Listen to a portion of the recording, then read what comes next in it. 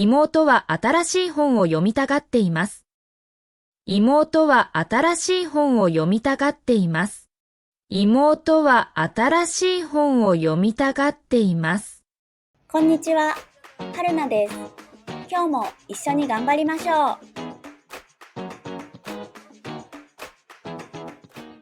う。まずは3つのスピードで聞いてみましょう。これは大きいテレビです。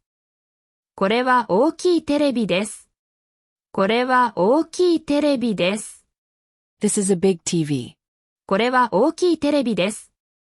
この赤い靴はいくらですか？この赤い靴はいくらですか？この赤い靴はいくらですか？ How much are these red shoes? この赤い靴はいくらですか？夜10時に兄が帰ってきました。夜10時に兄が帰ってきました。夜10時に兄が帰ってきました。My brother came home at 10 p.m. 夜10時に兄が帰ってきました。駅のカフェで友達と話しました。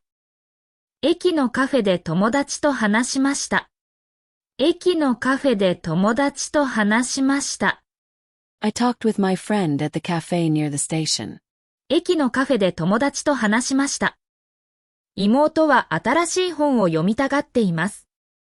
妹は新しい本を読みたがっています。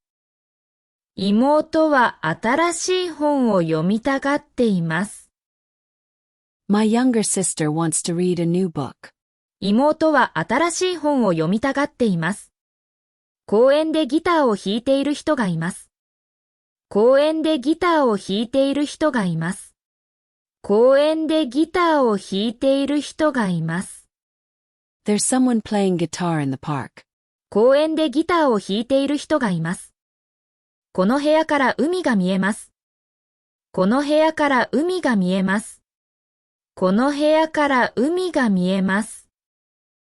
You can see the ocean from this room. この部屋から海が見えます。あの人は野球選手のようです。あの人は野球選手のようです。あの人は野球選手のようです。That person seems like a baseball player. あの人は野球選手のようです。靴が濡れていたので風邪をひきました。靴が濡れていたので風邪をひきました。靴が濡れていたので風邪をひきました。My shoes were wet, so I caught a cold. 靴が濡れていたので風邪をひきました。駅のスタッフに案内していただきました。駅のスタッフに案内していただきました。駅のスタッフに案内していただきました。I was guided by the station staff. 駅のスタッフに案内していただきました。今度はフレーズを繰り返して練習しましょう。これは大きいテレビです。この赤い靴はいくらですか？夜10時に兄が帰ってきました。駅のカフェで友達と話しました。妹は新しい本を読みたがっています。公園でギターを弾いている人がいます。この部屋から海が見えます。あの人は野球選手のようです。靴が濡れていたので風邪をひきました。駅のスタッフに案内していただきました。シャドーイングです。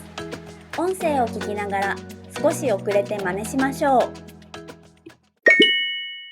これは大きいテレビです。この赤い靴はいくらですか？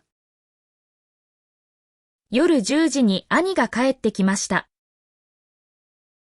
駅のカフェで友達と話しました。妹は新しい本を読みたがっています。